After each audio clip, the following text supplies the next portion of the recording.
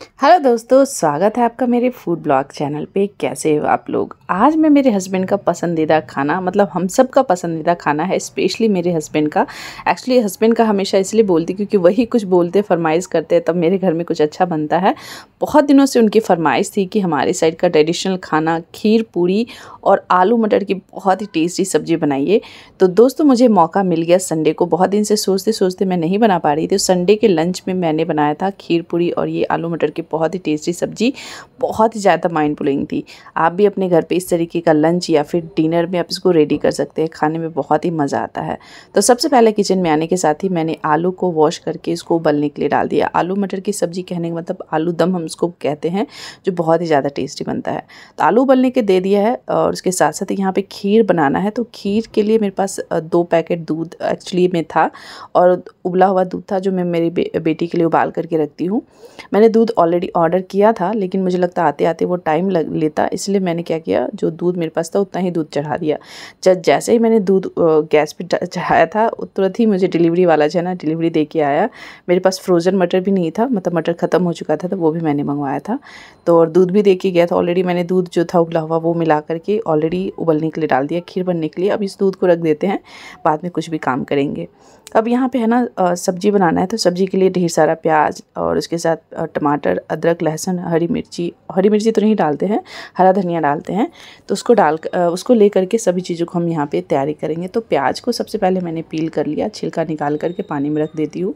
इससे झांस नहीं लगता है और हमेशा इस तरीके का हैंड चॉपर जो होता है किचन फ्रेंडली होता है, हम सब के लिए बहुत ही अच्छा होता है। गैरो का है, बहुत ही अच्छा है, मतलब बहुत पुराना हो चुका है, लेकिन ये जो काम एकदम सॉलिड करता है। इसके पहले मैंने एक नया वाला भी लिया था, लेकिन उतना अच्छा नहीं निकला, वो साइड में बस नया का नया रखा रहता है।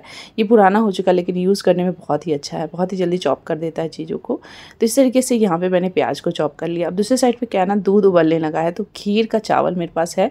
ये मेरी मम्मी, मतलब मेरी मम्मी जो है ना, गाँव में मेरे खेत में, मेरे दादाजी लोग का जो अपना खेत है उसमें चावल उगता है, वो लोग खुद उगाते हैं, तो वो उन्होंने दिया था बहुत टाइम पहले। मैं फ्रिज में रखती हूँ और जब भी खीर बनाती हूँ इस तरीके से बनाती हूँ, और इसका खीर बहुत ही माइंड ब्लोइंग बनता है, टेस्टी बनता है।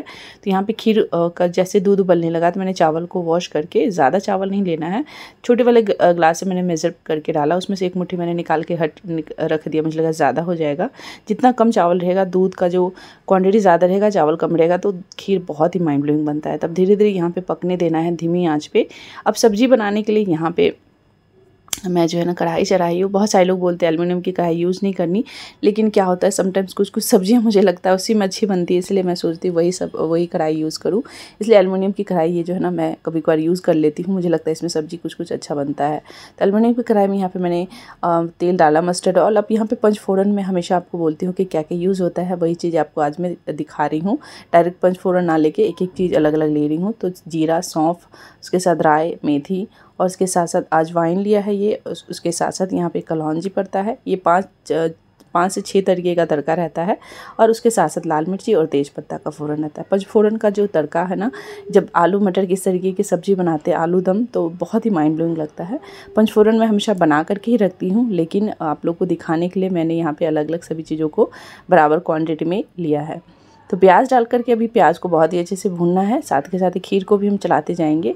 और उसके साथ साथ यहाँ पे सभी चीज़ों को वापस अपनी जगह पे रख देते हैं, क्योंकि किचन का काम अगर साथ के साथ ना करो तो बहुत ही ज़्यादा फैला फैला रह जाता है।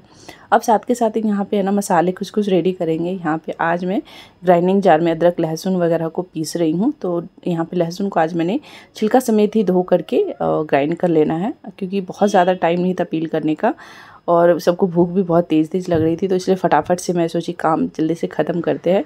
तो लहसुन को डाल करके उसके साथ अदरक लिया है लगभग 1 इंच, और उसमें जीरा डाल दिया 1 चम्मच, और उसके साथ साथ यहाँ पे काली मिर्ची लगभग 1/4 चम्मच मान के चलिए। और गरम मसाले में जो भी हम लेते हैं, दालचीनी, बड़ी इलायची, छोटी इलायची, लौंग, और उसके साथ साथ जो अंदर पे कुछ गरम मसाले में रहता है वो मैंने डाल दिया लगभग थोड़ा करके, और थोड़ा पानी डाल करके बहुत ही बढ़िया इसका हम मसाला पीस लेंगे।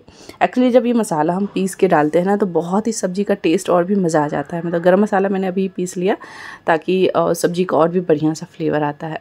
अब यहाँ पे जब बहुत ही अच्छे से प्याज भून जाता है, प्याज को बहुत ही अच्छे से मतलब अच्छे से भून गया, तब हम यहाँ पे जो पिसा हुआ मसाला है ना, सबसे पहले वो डाल देते हैं। अब ग्राइंडिंग जार में थोड़ा पानी डाल करके जो मसाला लगा रहता है उसको भी हम निकाल के डालेंगे। तो इस तरीके से सारे मसाले हमने निकाल के डाल लिए हैं। अब ये मसाले के साथ साथ जो और भी मसाले हैं जैसे हल्दी पाउडर, लाल मिर्ची पाउडर जो बच गया है 2 चम्मच लाल मिर्ची पाउडर, उसके साथ धनिया पाउडर यहाँ पे छोटे-छोटे चम्मच से 3 चम्मच, और उसके साथ साथ नमक स्वाद के हिसाब से रखा है। और फिर मैं लास्ट में डाल रही हूँ कश्मीरी वाली लाल मिर्ची पाउडर। और इन सभी चीज़ों को डाल करके हम मसाले को बहुत ही अच्छे से भूनना है। मतलब मसाले का ऊपर तक तेल जब तक नहीं निकलता तब तक हमें मसाले को भूनना है। साथ में खीर को भी हम चलाते जाएंगे ताकि खीर बिल्कुल भी जले वगैरह नहीं, वैसे जलेगा नहीं, बहुत ही कम आंच पे पका रही हूँ। अब यहाँ पे टमाटर की बारी आती है, तो यहाँ पे छोटे छोटे साइज़ का मैंने 4 लिया था, पर मैंने 3 ही टमाटर ऐड किया, मुझे लगा ज़्यादा हो जाएगा, तो 3 टमाटर को बारीक बारीक से इस तरीके से मैंने चॉप कर लिया हुआ है। अब टमाटर के साथ साथ थोड़ा सा हरा धनिया भी अच्छे से धो करके और हरा धनिया भी ऐड करते हैं। जब मसाला फ्राई करते रहते हैं उन सब चीज़, उस टाइम पर जब हरा धनिया ये सब चीज़ों को डाल करके मसाला भूनते हैं ना, तो टेस्ट बहुत ही ज़्यादा इन्हेंस हो जाता है। तो इस तरीके से मसाले में थोड़ा सा हम जो कटा हुआ जो टमाटर था वो और साथ में हरा धनिया हमने डाल दिया, और इसको डाल करके मसाले को बहुत ही अच्छे से भूनने के लिए यहाँ पे करेंगे। तो मसाला बहुत ही अच्छे से भूनेगा, और उसके साथ साथ खीर भी हमारा ऑलमोस्ट हो रहा है। यहाँ पे क्या है ना, आलू उबल चुका है, तो आलू हमें क्या है ना उबलने के बाद थोड़ा सा मैं इसको निकाल करके थोड़ा ठंडा पानी से धो देती हूँ, क्योंकि बहुत ही ज़्यादा गर्म होता है और हाथों से फिर हम उसको पील नहीं कर पाते। इसलिए आज मैं आपके लिए एक बहुत ही अच्छा टेक्निक यहाँ पे लेके आई। वैसे मैंने बहुत सारी वीडियोज़ में भी दिखाया है जब आलू गर्म हो तो उसको कैसे पील करना है। पीलर में इस तरीके से फॉक की मदद से फॉक इसको अंदर से इसे उसमें डाल दीजिए मतलब अच्छे से, और उसके बाद चाकू की मदद से इस तरीके से पील कीजिएगा ना, बहुत ही अच्छे से आलू पील होता है और हाथ बिल्कुल भी नहीं जलता है। ये टेक्निक एक बार ज़रूर ट्राई करिएगा।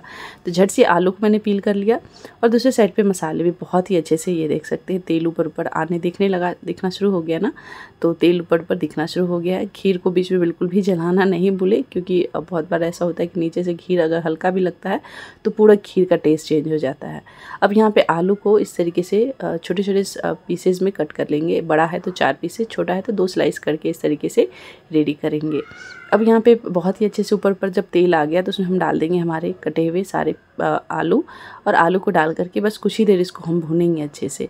अब आलू भून रहा है। अब यहाँ पे हमें क्या है ना, फ्रोज़न वाला जो मटर हमने जो स्टार्टिंग में दिखा था आपने, पहले से थोड़ा सा बचा हुआ मटर था मेरे पास, पर इतना में होता नहीं, इसलिए मैंने इसका नया पैकेट मंगवाया था। वैसे आप फ्रोज़न मटर घर पे बना करके रख सकते हैं। मैंने बनाया था पर वो ख़त्म हो गया, इसलिए वापस से फ्रोज़न मटर इस तरीके से। सफल का बहुत ही अच्छा है, कोई भी स्पॉन्सर वीडियो नहीं है, बहुत ही अच्छा ब्रांड है, इसलिए मैं आपके साथ शेयर कर रही हूँ। बहुत ही अच्छे मटर होते हैं उसके। तो इस तरीके से लगभग 1 कप जो है ना मटर को धो करके मैंने इसमें डाल दिया। आलू मटर की सब्ज़ी एक बार ज़रूर ट्राई करिएगा, माइंड ब्लोइंग रेसिपी है, और जब खीर पूरी के साथ खाओगे तो मज़ा ही आ जाएगा। अब जब सभी चीज़ें आपस में अच्छे से भून जाएगा तो लास्ट में आप ग्रेवी के हिसाब से पानी रख दीजिए। पूरी के साथ खाएंगे तो ग्रेवी रहता है, तभी खाने का मज़ा डबल ट्रिपल गुना हो जाता है।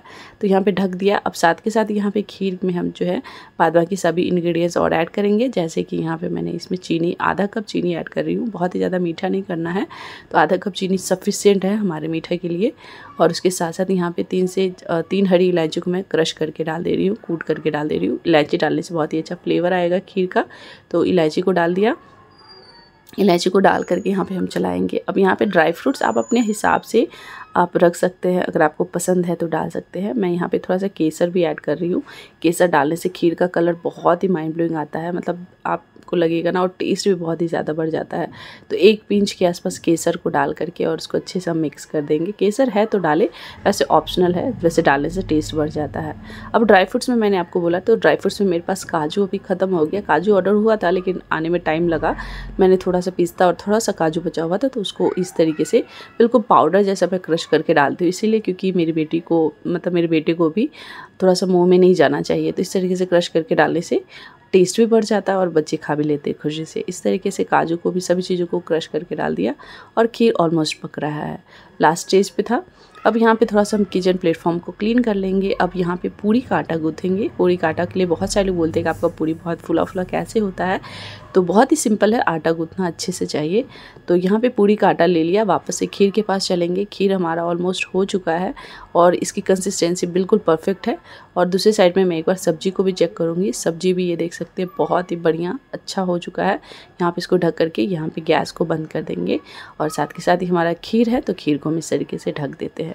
चलिए वापस से पूरी का आटा के लिए यहाँ पे अजवाइन, कलौंजी, नमक और उसके साथ साथ थोड़ा सा ये कसूरी मेथी ये डाल देते हैं। टेस्ट बहुत ही ज़्यादा बढ़ जाता है। साथ के साथ ही मोइन के रूप में तेल 2 चम्मच डाल दीजिए और उसके बाद पानी थोड़ा थोड़ा डाल करके इसका आटा हमें गूँथना है। तो टाइट आटा गूँथना होता है, टाइट होता है लेकिन आटा सॉफ्ट होना चाहिए। ऐसा नहीं कि बहुत ही ज़्यादा मतलब कड़ा कर दिया जो कि पूरी बनाने में दिक्कत हो और पूरी उसकी ना फूले। कड़ा रहे लेकिन उसको 2-3 बार अच्छे से मुक्का मार मार के सेट कीजिए तो एकदम बढ़िया वाला आटा सेट होता है। यहाँ पे तेल डालेंगे कढ़ाई में पूरी तलने के लिए। दूसरे साइड पे आटा को इस तरीके से थोड़ा सा लंबा करके इसका लोई निकालेंगे। इससे क्या होता है, परफेक्ट एक जैसा लोई निकलता है इस तरीके से। और फिर लोई को थोड़ा सा गोल गोल इस तरीके से कर देंगे ताकि पूरी बेलने के टाइम पे हमें बिल्कुल भी दिक्कत ना हो। तो चलिए पूरी बेलने के लिए सभी चीज़ें रेडी हो चुकी है। तो यहाँ पे पूरी जब हम छान के निकालेंगे तो उसके ऊपर हम किचन टॉवल इस तरीके से रख करके रख देते हैं और फिर पूरी को पहले बेल लेते हैं। क्योंकि घर पे हम अकेले हैं, मतलब पूरी बेलने कोई होता है सेकने वाला हो तो एक साइड बेलते जाओ, दूसरे साइड सेक दे जाओ। लेकिन यहाँ पे क्या ना, पहले 4-5 पूरी पहले मैं बेल करके रख लेती हूँ, फिर उसके साथ एक साथ उसको सेकती हूँ, मतलब छानती हूँ। तो इस तरीके से यहाँ पे मैंने पूरी को जो है ना बेल करके रख लिया। अब साथ के साथ ही तेल बहुत ही अच्छे से जब गर्म हो जाएगा तो तेल में डाल करके यहाँ पे हम पूरी छानेंगे। आप देख सकते हैं कितना परफेक्ट तरीके से हमारा पूरी फुला हुआ है और जो भी मेरी पूरी खाता है सब बोलते हैं वाह तुम्हारी पूरी बहुत ही अच्छी बनती है, कैसे बनाती हो। तो बहुत सिंपल सा आटा अच्छे से गूँथना चाहिए और मुहीम अच्छे से पड़ेगा तो पूरी जो है ना थोड़ा खस्ता भी बनता है। तो इस तरीके से पूरी का जो है आटा अच्छे से गूँथने पे पूरी फुली फुली बनती है। तो आप देख सकते हैं मेरी सारी की सारी पूरियाँ है ना फुली फुली बन रही है। तो आप भी इस तरीके से ट्राई कर सकते हैं। तो चलिए पूरी भी छान लिया और दूसरी साइड पे हमारा सब्जी भी बहुत ही अच्छे से बन चुका है। एकदम से देखने में लुक वाइज कितना अच्छा लग रहा है ना, टेम्पटिंग है ना। तो इस तरीके से गर्मा गर्म सब्जी और इसके साथ साथ हमारा खीर देखिए बहुत ही बढ़िया एकदम सेट हो गया ना परफेक्ट कंसिस्टेंसी के साथ। तो खीर दूसरी साइड पे और उसके साथ साथ हमारा जो पूरी बन करके तैयार है, पूरी रख देते हैं 4 और उसके साथ साथ थोड़ा सा गार्निश कर देंगे सब्जी को। और साथ के साथ ही मैंने प्याज, उसके साथ मैंने कुकुम्बर और ये मूली वगैरह जो है ना सैलेड थोड़ा सा काट करके रख दिया है। तो बहुत ही यम्मी और टेस्टी आज का हमारा लंच तैयार है मेरे हस्बैंड के लिए और उनको बहुत पसंद आया था। आप खुद सुनिए, उन्होंने एक बहुत ही अच्छा फीडबैक दिया था। तो आप भी ट्राई ज़रूर करिए अपने किसी भी दिन में अपने हस्बैंड के लिए, अपनी फैमिली के लिए, बहुत पसंद आएगा सबको। ट्राई कीजिए, वीडियो अच्छी लगे तो लाइक करिए। Thanks for watching.